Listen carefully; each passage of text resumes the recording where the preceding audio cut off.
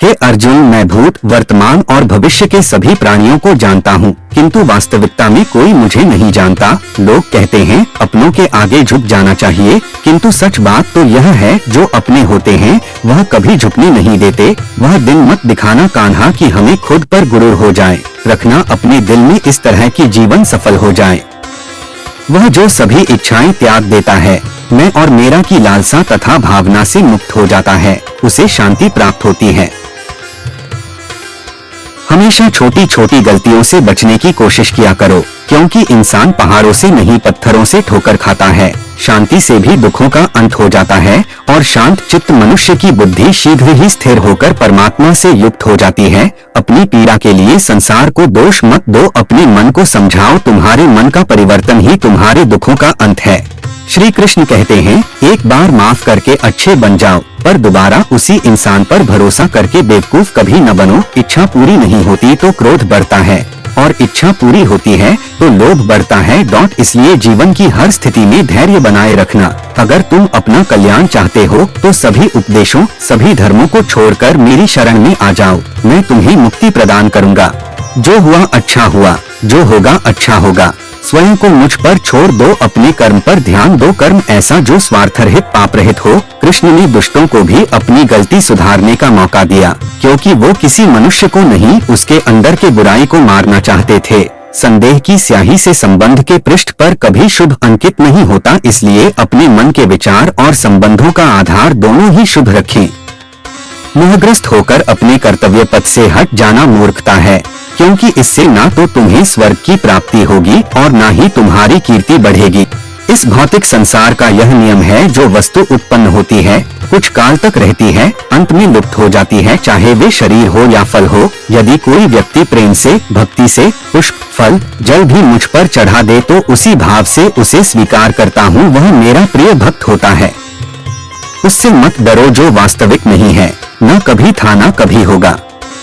जो वास्तविक है वो हमेशा था और उसे कभी नष्ट नहीं किया जा सकता है। जीवन में आधे दुख इस कारण जन्म लेते हैं क्योंकि हमारी आशाएं बड़ी होती हैं। इन आशाओं का त्याग करके देखो, जीवन में सुख ही सुख है। अपने परम भक्तों जो हमेशा मेरा स्मरण या एक चित्त मन से मेरा पूजन करते हैं, मैं व्यक्तिगत रूप से उनके कल्याण का उत्तरदायित्व लेता हूँ। जन्म लेने वाले के लिए मृत्यु उतनी ही निश्चित है जितना कि मृत होने वाले के लिए जन्म लेना, इसलिए जो अपरिहार्य है उस पर शोक मत करो। श्री कृष्ण ने कहा है, अगर तुम्हें किसी ने दुखी किया है तो बुरा मत मानना। लोग उसी पेड़ पर पत्थर मारते हैं जिस पेड़ पर ज्यादा मीठे फल होते हैं। अंत काल में जो मनुष्य मेरा स्मरण करते हुए देह त्याग करता है वह मेरी शरण में आता है। इसलिए मनुष्य को चाहिए कि अंत काल में मेरा चिंतन करें। यह सच बात है कि भूल करके इंसान कुछ सीखता है, परंतु इसका यह मतलब नहीं कि वह जीवन भर भूल करता रहे और कहे कि हम सीख रहे हैं। कृष्ण कहते हैं, इस जगत में मनुष्य भौतिक वस्तुओं का भोग कर सकता है, अगर वे चाहे तो सब कुछ छीन सकते हैं, मनुष्य कुछ भी नहीं कर सकता। स्वार्थ से रिश्ते बनाने की कितनी भी कोशिश करें वो कभी नहीं बनते हैं, और प्रेम से बने रिश्तों को कितना भी तोड़ने की कोशिश करें वो कभी नहीं टूटते। जब तर्क नष्ट होता है तब व्यक्ति का पतन हो जाता है। आत्मा न तो जन्म लेती है, न कभी मरती है और न ही इसे कभी जलाया जा सकता है, न ही पानी से गीला किया जा सकता है। आत्मा अमर और अविनाशी है। अगर व्यक्ति शिक्षा से पहले संस्कार, व्यापार से पहले व्यवहार और भगवान से पहले माता पिता को पहचान ले तो जिंदगी में कभी कोई कठिनाई नहीं आएगी।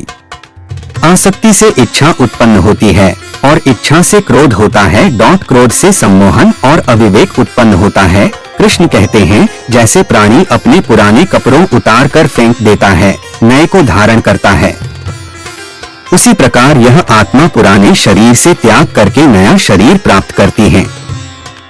तुम उसके लिए शोक करते हो जो शोक करने के योग्य नहीं है और फिर भी ज्ञान की बातें करते हो। बुद्धिमान व्यक्ति न जीवित और न ही मृत व्यक्ति के लिए शोक करते हैं। मन की गतिविधियों, होश, भावनाओं के माध्यम से भगवान की शक्ति सदा तुम्हारे साथ है और लगातार तुम्हें बस एक साधन की तरह प्रयोग कर सभी कार्य कर रही है। हर किसी के अंदर अपनी ताकत और अपनी कमजोरी होती है।